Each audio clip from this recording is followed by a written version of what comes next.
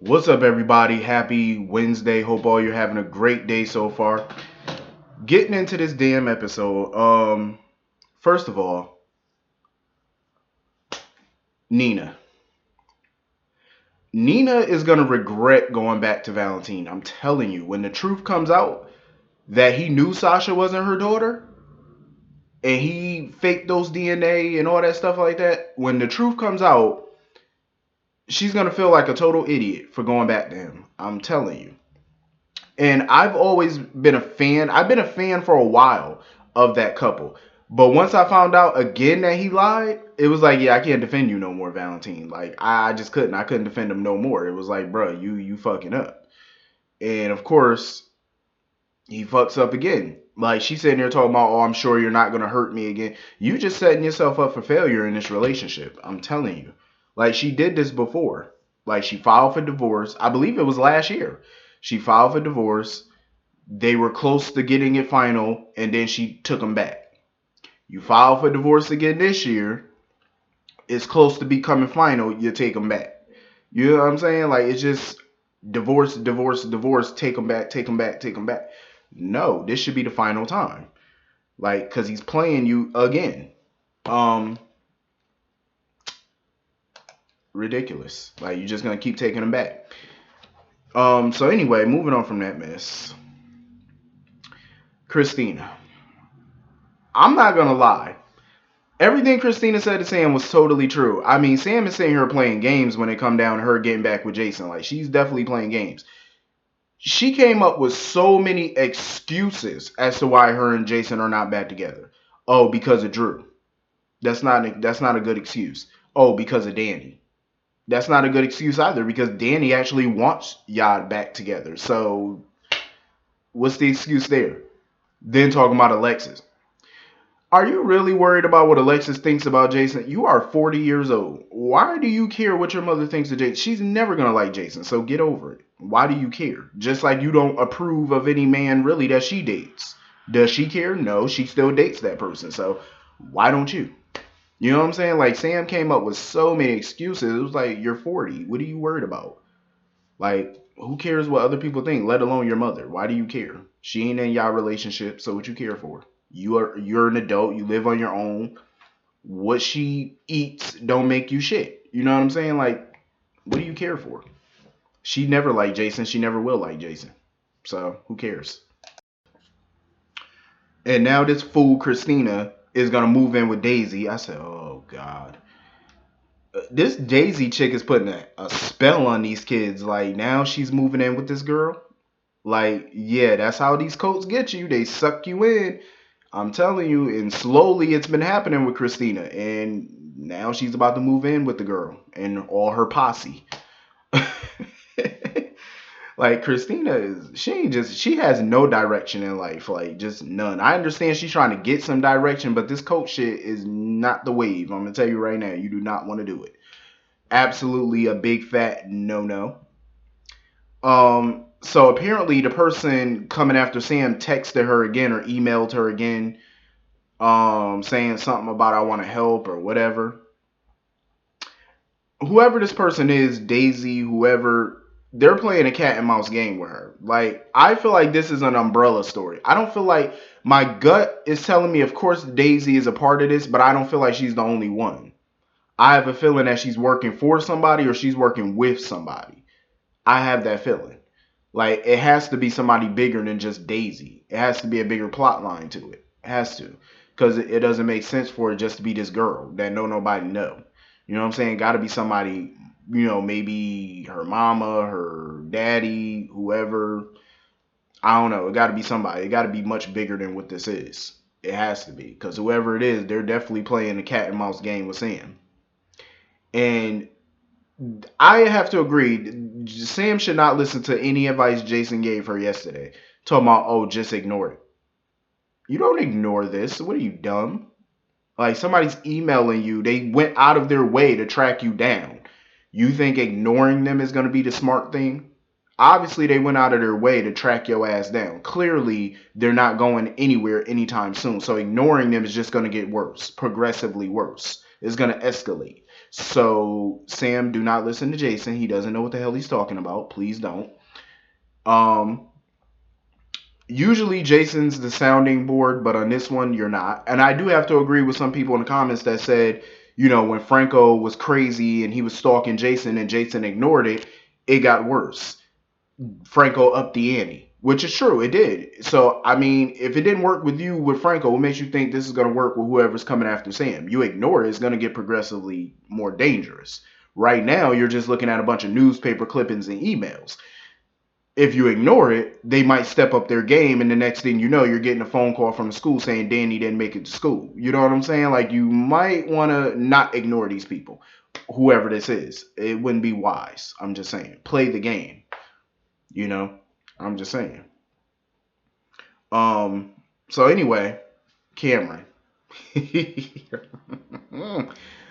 Listen, kids will be kids. I'm gonna tell you right now. I don't blame Elizabeth for being pissed. Because she brought up a lot of valid points. I mean, she is a nurse, so she brought up a lot of valid points. Cameron should have did more research when it came to getting, marijuana and stuff like that. Because not all cancer patients can use marijuana.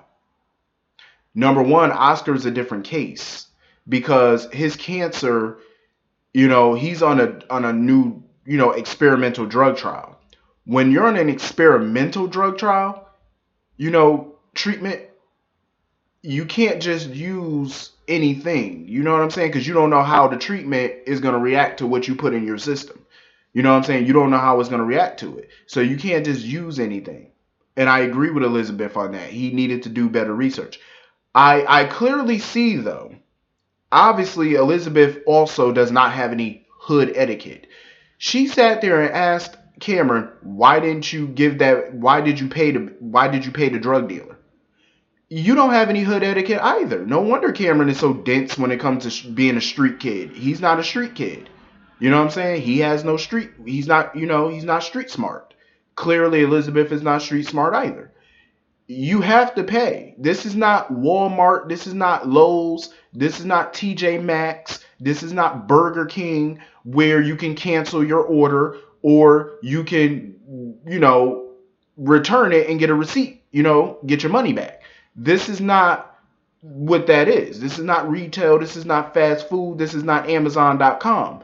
You can't cancel orders. You can't ask for a refund. Once you call and place your order with the drug dealer, even if you don't want the product, you have to still pay. It's what it is. That's how it works on the street. Like, damn, am I going to have to give these people a street seminar or something on what not to do? I'm just saying, like, dude already told Cameron, if you don't run me my money, my supplier will come after you. You don't want that. You don't want the supplier to come at you now. I'm going to tell you right now, because they will kick in the front door. And them people don't play. Drug kingpins, they don't play. I'm just saying. Learn some hood etiquette. I'm just saying. Be a little street smart here. I understand, they lived in Queens Point suburbs most of their life. Cameron and stuff, they grew up in the suburbs and stuff. I remember. So, of course, they don't know nothing about the streets. But this is a good lesson for him, I will say, on what not to do in the future. And he had to learn the hard way, just like most teenagers do. My thing is, what Elizabeth needs to realize is kids will be kids. He's a teenager. She was basically telling Franco, when will Cameron learn?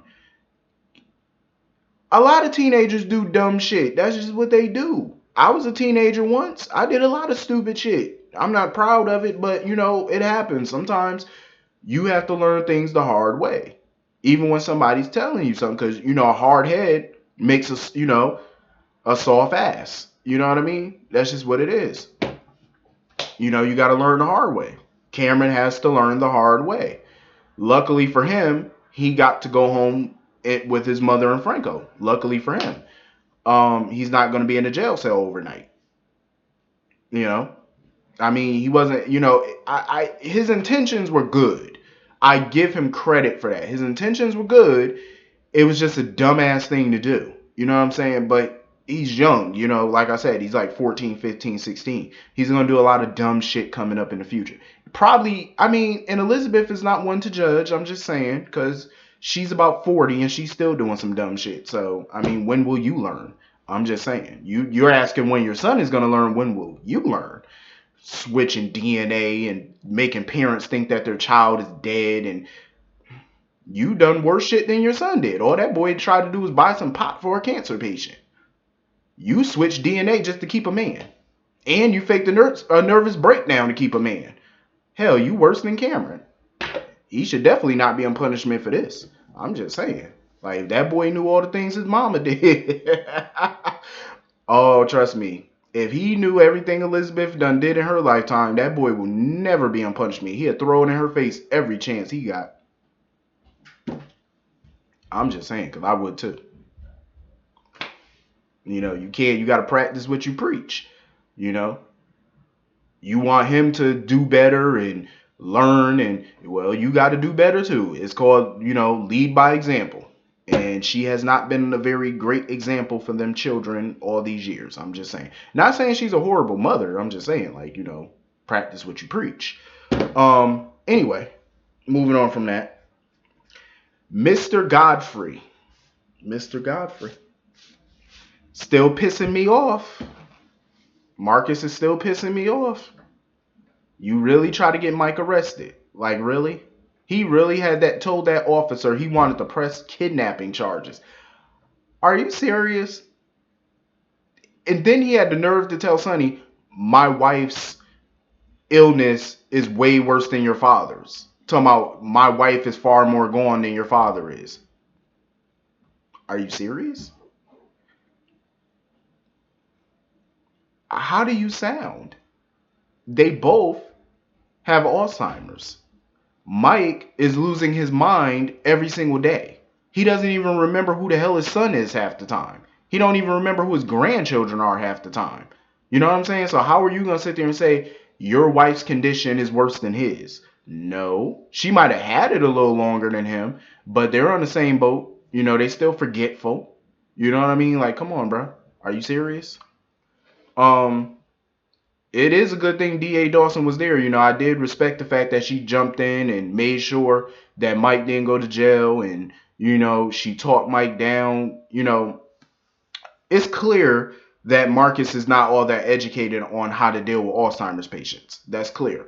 I love the way D.A. Dawson handled it. I might not like the character all that much, but I do like the way she handled it. Because when you're dealing with Alzheimer's patients, they'll forget things. You know what I'm saying? Like, they'll think, oh, my wife is still alive, yada, yada, yada. You have to play along with them. Because if you tell them the truth, you're going to get a negative reaction from them, and then they're going to forget all over again. Then you have to retell them again, and you're still going to get another negative reaction. So you have to play along. When they say, oh, my wife is upstairs, whatever. Oh, yeah, she's upstairs taking a bath. You know what I'm saying? Play along. He has no bedside manner whatsoever. And, you know, if I was Sonny at this point, I would have knocked him on his ass. I'm just saying. Maybe then he'll have some damn respect and some compassion. I mean, come on, bro. Like, he doesn't know what he's doing half the time. You know, he doesn't remember that your wife is married. Your own wife doesn't even remember you. You know what I'm saying? Like, come on. Have a little damn compassion. Furthermore, when it comes to Carly and Jason, I don't blame Carly one bit today. She was speaking straight facts today. When Carly said if Sonny goes down that road again and he hooks up with Margot, she was like, I'm done. She said, I'm divorcing him. She was like, I'm not taking him back in the future. It's a wrap. She said it's done. She's not going through this shit again. She had a point, though. Every time Sonny deals with a weak woman or a weak-minded woman or, you know, like a Captain Save-A-Ho, you know, like a woman in need all the time, you know what I'm saying?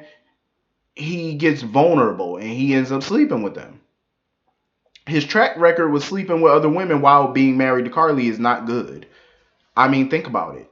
He got Alexis pregnant. I believe that was during the time he was married to Carly too, because that was around 2002, and I believe him and Carly were married during that time. He got Sam pregnant while he was still married to Carly. So you basically had 2 children during your marriage to Carly. Just a year ago, he slept with her divorce attorney. And then when he found out she slept with Jax, he tried to flip it on her and call her all types of whores. Sonny's a piece of work, so I don't blame Carly for what she was saying. Jason is in a precarious position, though, because she basically put him in the middle and told him, if you see something going on with Sonny and Margot, tell me. I said, damn, that's a position as a friend you do not want to be in, because he's friends with both of these people, you know, Carly and Sonny. So basically, it'll feel like betrayal if he does see something happening with Margot and Sonny and he don't tell Carly. She'll see it as betrayal.